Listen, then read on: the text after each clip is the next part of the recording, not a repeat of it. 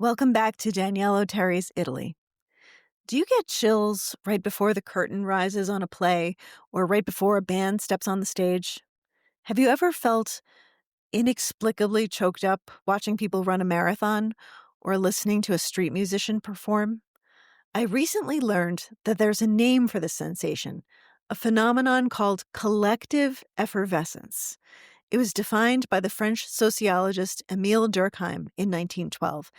He described it as a shared emotional experience, intense feelings of joy, awe, excitement, wonder, and amplified and then synchronized across a group. In these moments, we lose ourselves.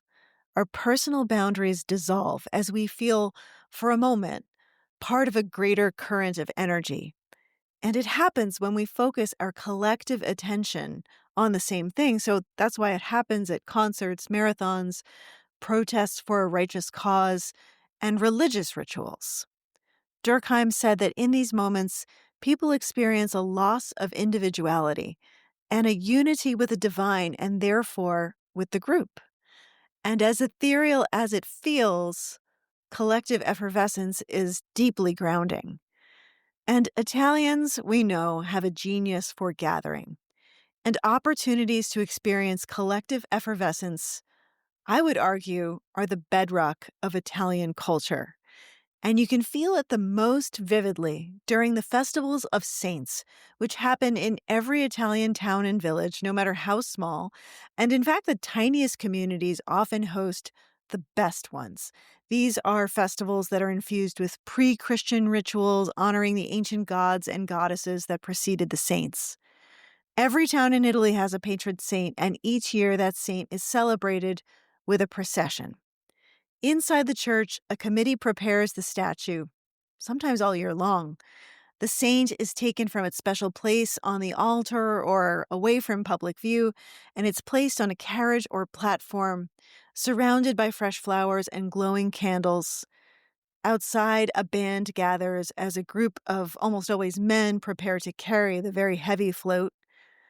As they approach the door, ready to bring the saint from the church outside into the public, the crowd grows silent with anticipation.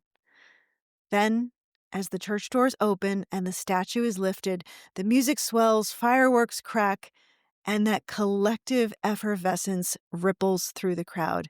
I have been there many times and felt myself choke up, even though I wasn't connected to that saint or that place. I remember one time in Ischia, the fireworks went off and I was trying to collect my dog from running away because she's terrified of fireworks, but I was also experiencing still the collective effervescence and trying to choke back tears. These processions persist because as human beings, we deeply crave these moments of connection. They're becoming too few and far between. That collective chill that runs through us and overwhelms us with a sense of, I don't know, the indescribable. We need that. These festivals happen all year round, and I would suggest trying to integrate them into your travels if possible. In Venice, the Feast of San Marco is celebrated with solemn masses and then followed by a rose festival. In June, Florence honors its patron saint San Giovanni, St. John. On September 19th, Naples celebrates San Gennaro, when a vial of the saint's blood is held up in the cathedral and miraculously liquefies. I mean, hopefully it does, because that means Naples will be spared from volcanic eruptions and earthquakes that year. Crowds gather to watch, shout, cry, beg San Gennaro to perform his annual miracle. Sometimes they even curse at him. It's this giant collective group release, and then the miracle is the reward. It's during this dark, very cold time of year that many of the most ancient and fascinating festivals take place. In Scano, a mountain village in Abruzzo, the Feast of St. Martin, the Gloria di San Martino, takes place. It's in November, and it features giant bonfires that welcome the winter and purify the land. In January, bonfires blaze again for St. Anthony Abbot across Abruzzo and Sicily and Sardinia. These fire rituals recall the earliest people of the Italian peninsula, and they also echo fire festivals from across the Mediterranean, significantly from ancient Persia and the celebrations of the god Mithras, which were also influenced by Zoroastrian traditions, the oldest known religion in the world today. Roman soldiers carried these rites home with them and then folded them into the local customs, and they're still alive.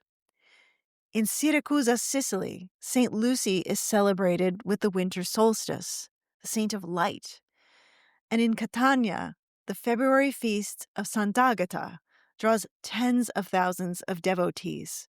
I have long wanted to attend Sant'Agata ever since reading Teresa Maggio's gorgeous memoir called The Stone Boudoir. But because I haven't made it to Catania for Sant'Agata yet, I'm going to make it there. I spoke instead with Katerina Ferrara, who is writing a series of travel guides to help travelers discover Italy's festivals and sagre. Those are the local food festivals and harvest celebrations.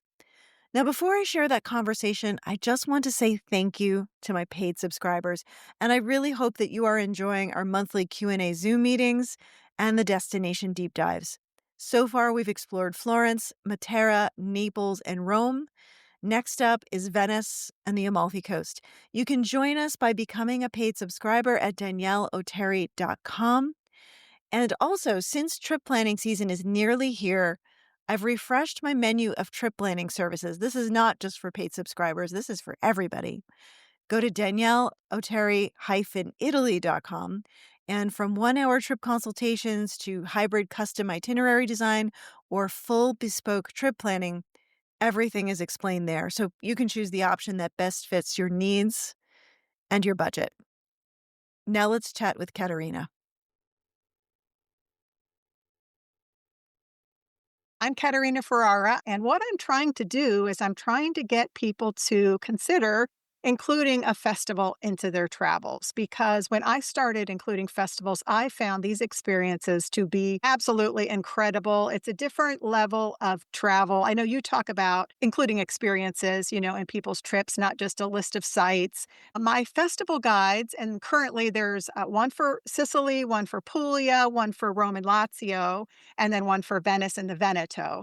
They include all the things normal travel guide will include, but then they also include the local festivals. So I'll usually have everything organized by calendar. So if you're going to the Veneto in May, I've got everything organized in case you want to include a sagra, which is a food festival, or a festival in town. And I'm always writing and researching and traveling to these festivals. And if I go to Tuscany, for example, I can, in 2 weeks or 3 weeks, I can fit in 8 or 10 festivals. My husband gets dragged around to all these things, but they're really just beautiful local celebrations.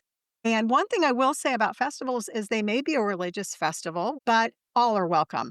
And it's not it's a lot of folklore and celebrations and concerts and fireworks. And you don't have to be a super religious person to go to a saints festival, for example. It really is a beautiful thing that Italy has that a lot of other countries just don't have. I started watching Italian TV.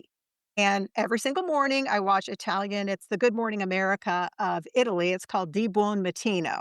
And every single morning they take me to a different festival in Italy. And I started thinking, this is incredible. For years, I've seen these festivals every single year when the festival in Catania comes up, I see that, or the festival in Syracuse or Rome. And so then I started just asking my husband, shouldn't we try and include some of these? And so when we were going to Sicily in 2022, we included 3 festivals into our 3 weeks in Sicily and Malta. And so, yeah, that sort of bore this passion for including the festivals. The locals are so proud, they're so welcoming. It's the best time, the most energetic time to be in any town, big or small, is at their festival. And I have to say, you are doing the Lord's work by trying to compile all of these things into calendar because, I mean, clients frequently ask me about sagre and festivals, and there are some big ones that happen every year, especially the ones that are tied to a religious calendar that are reliable, but there's so many ones in the countryside where maybe they had a website that functioned 3 years ago and then it was abandoned, or maybe there's a Facebook page and it gets updated 3 days before the actual festival. So how do you deal with actually helping people plan in anticipo to attend one. So I talk a lot with the local tourism offices. I was just talking with someone yesterday, working on the Lombardy book for Milan and Lombardy, and they're super willing to help me. But like you said, there are two different types of festivals. There's a fixed date festival, and that'll happen every single year on December 9th, Santa Lucia in Syracuse in Sicily. Then there's sort of movable date festivals, and they'll happen with the harvest. But also, something like the wine festivals, a lot of them are on November 11th because there's also a Saints festival there. So the ones I can pin down, I do. But in my book, you'll see sometimes it'll say this will happen on the first weekend of May because I can't name the date because it'll change every year.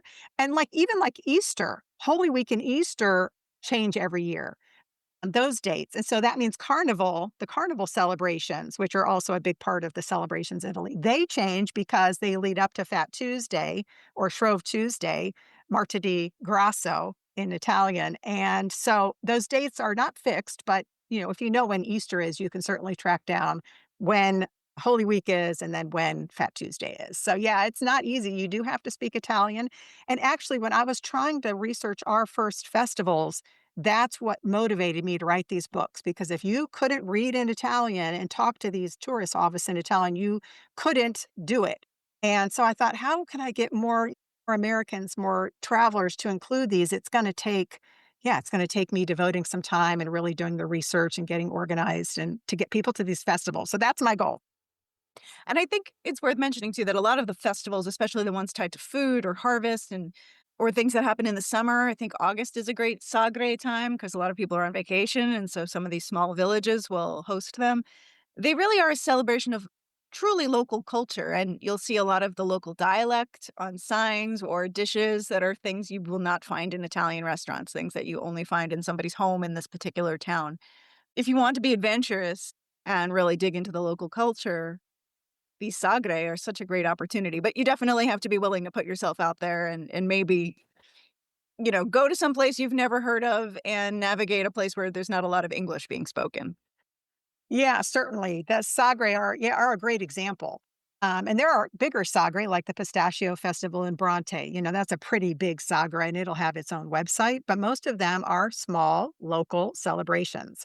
And that's why, I'm trying to bring those smaller towns into my books. And also the Sagre, a lot of times, they're going to support something within the school system locally or some local need. So they're almost like a fundraiser. And it's all volunteers from town who are trying to bring people in to do that fundraising. So it's a very important part of these small towns' finances, the Sagre. And you know what? The one thing about Sagre is, yes, it's a food festival, but it's so much more than that because the local band will be moving around town. There maybe is, a celebration at night and fireworks. So it's not just about going for that festival food.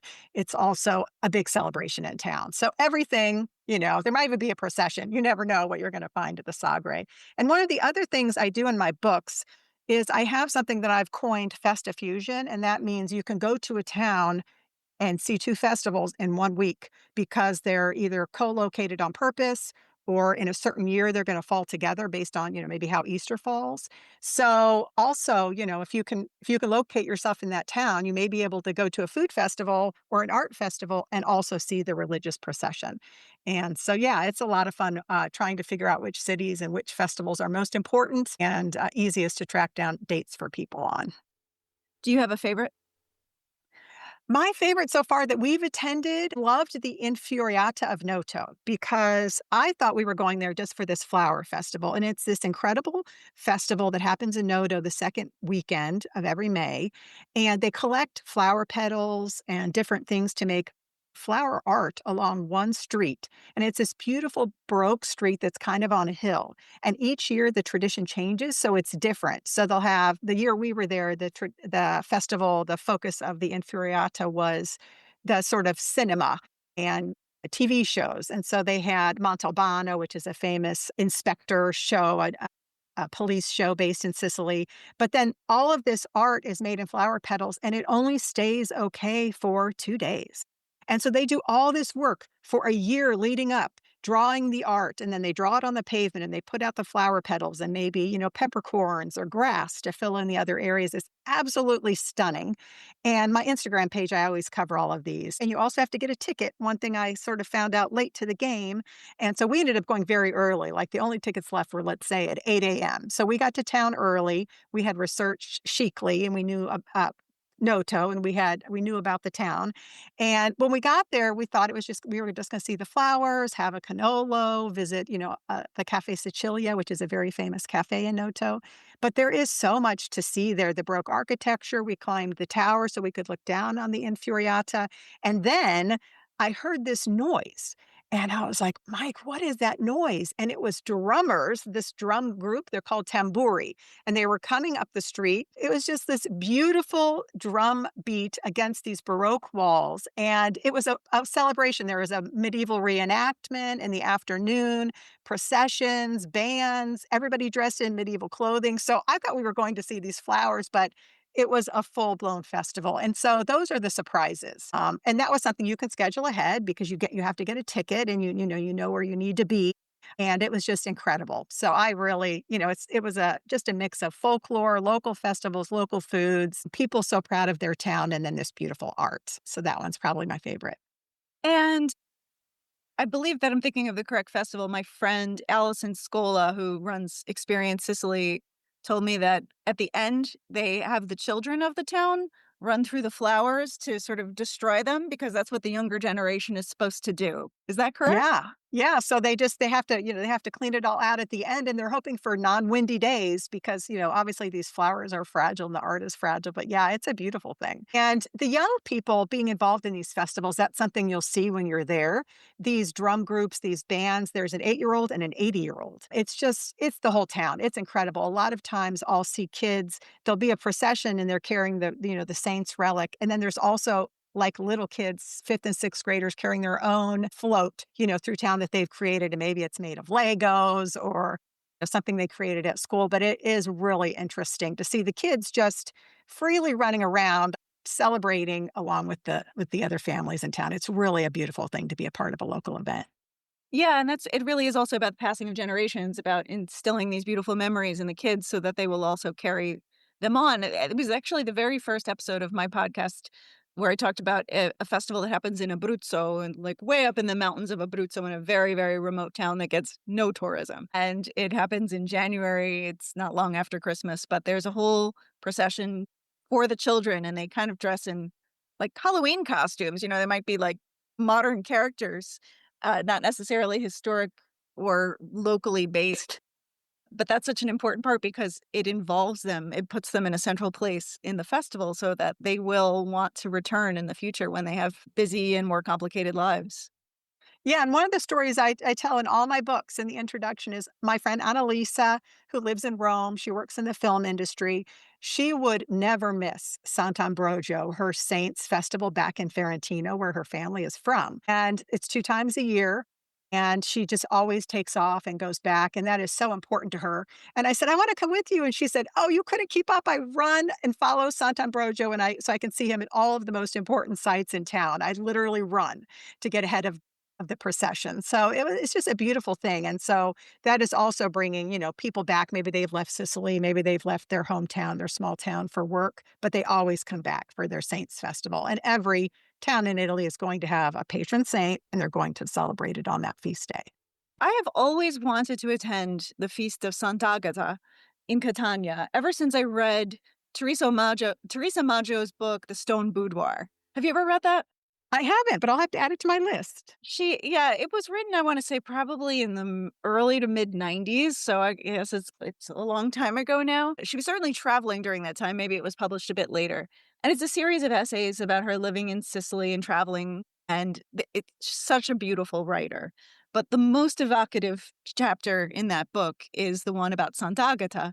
And Sant'Agata happens in February, so it's not a great time of year to travel. When I think about going to Sicily, of course, I want to go with the nicer weather.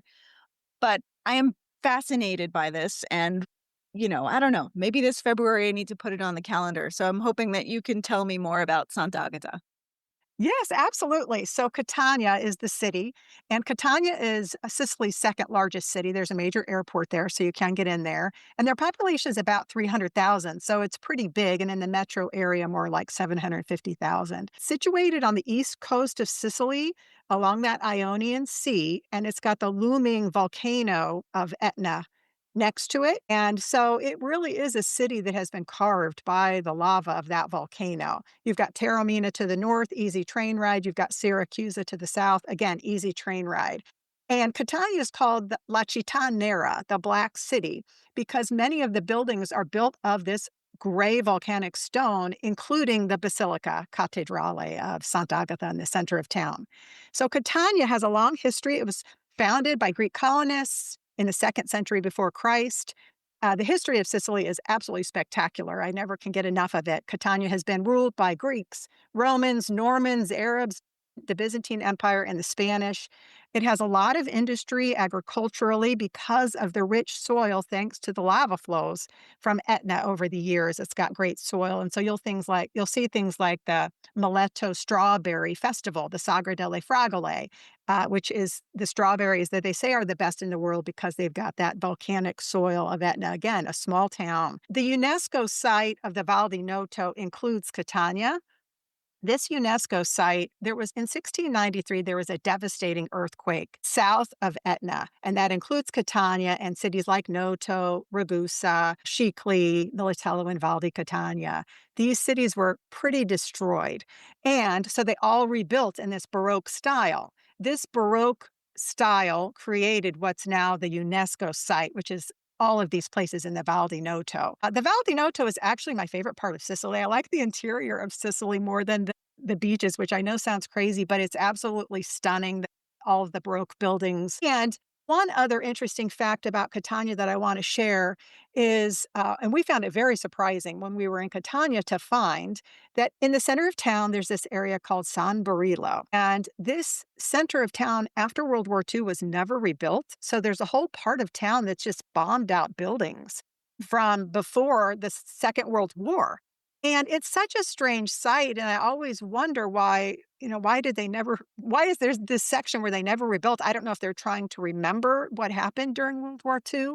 I know that this area was a red light district before the war. And in like 1957, when Italy outlawed brothels and prostitution, it got kind of abandoned. Now it's more of a regentrified area around the bombing sites. It's really interesting. So if you're into World War II history, you've got that. If you're into world history, there's Greek temples and everything else all around Sicily. So that's sort of a little introduction to Catania. Now we'll talk about Saint Agatha.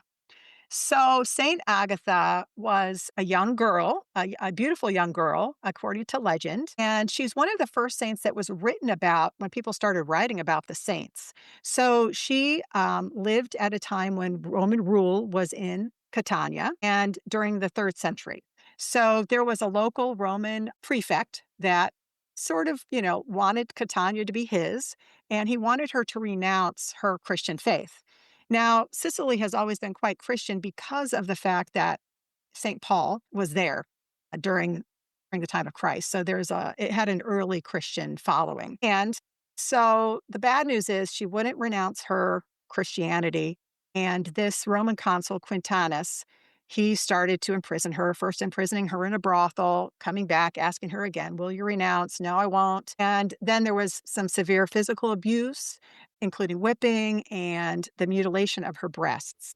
And that's important for a later fact I'll Yeah, mention it's later. it's kind of all about her breasts. Yes. So, after this, she was rolled over coals and eventually died in prison. But one of the miracles of Sant'Agata was that St. Peter arrived in prison to heal her. And so he healed her breast. So that's also part of the breast story that relates to this. She died in 251 AD.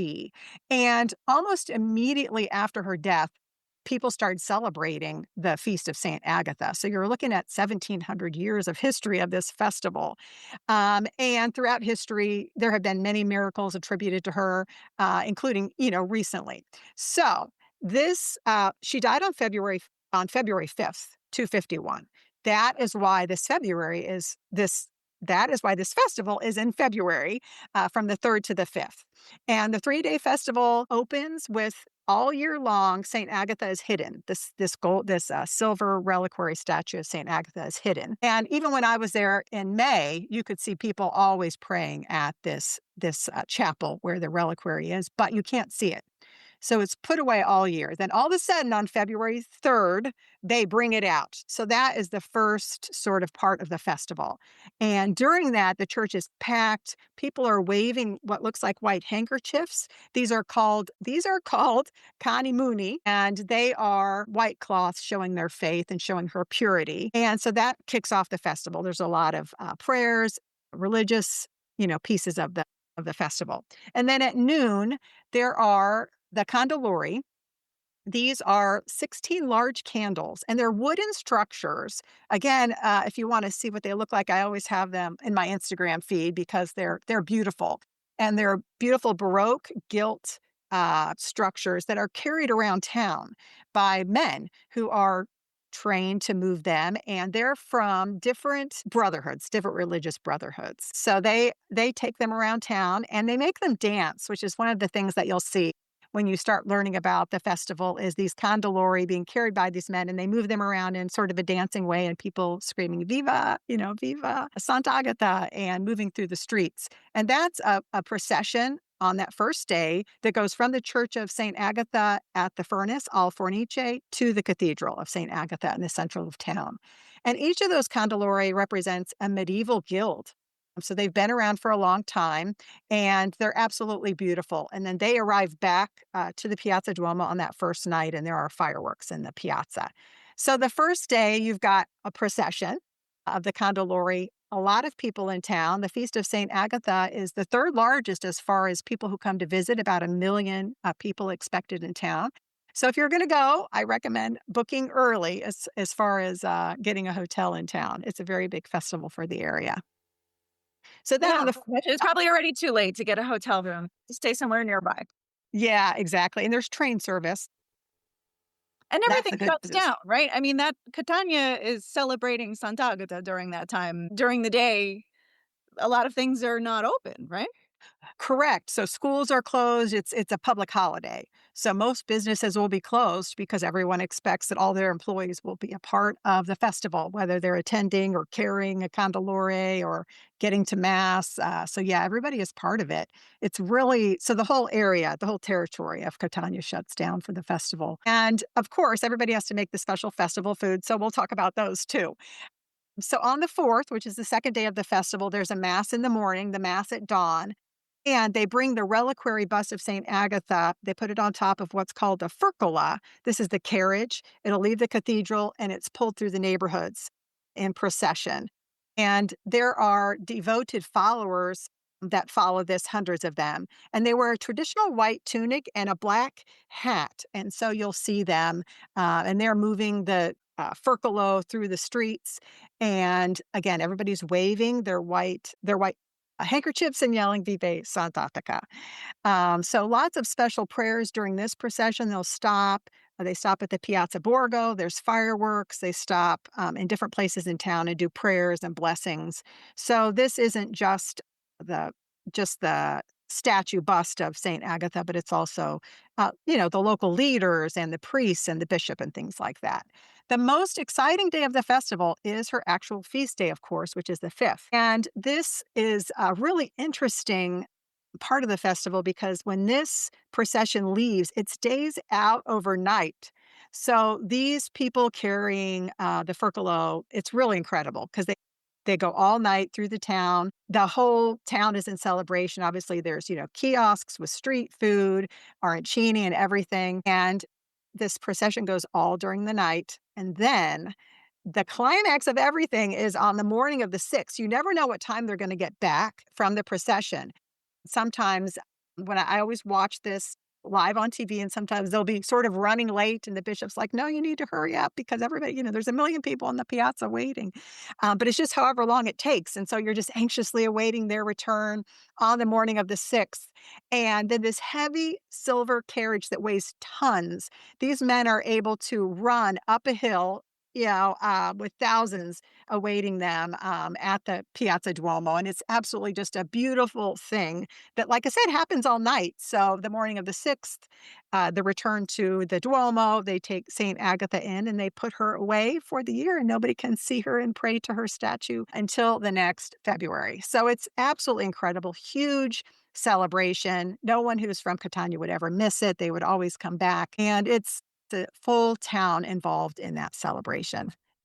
And it's very emotional, as all of these saints festivals are. And I've attended them both in Italy and in the New York area. And there's a bunch of wonderful sagre that continue actually in Boston's North End. Even though that area has become very gentrified, there's still a few of these confraternities, these brotherhoods that maintain different saints, especially from Sicily. And I have felt that moment where they bring the saint out of the church and you see everybody get choked up, if not start sobbing openly.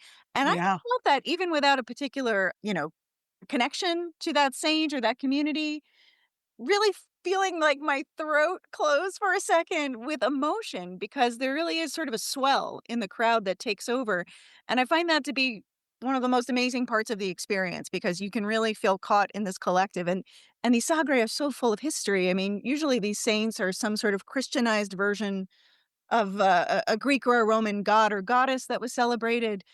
It's even something like the silver carriage that she's traveling on, or the fact that she's made out of silver, that speaks to when Sicily was under Spanish domination and at the same time colonizing the Americas and bringing all of this silver over from Central and South America.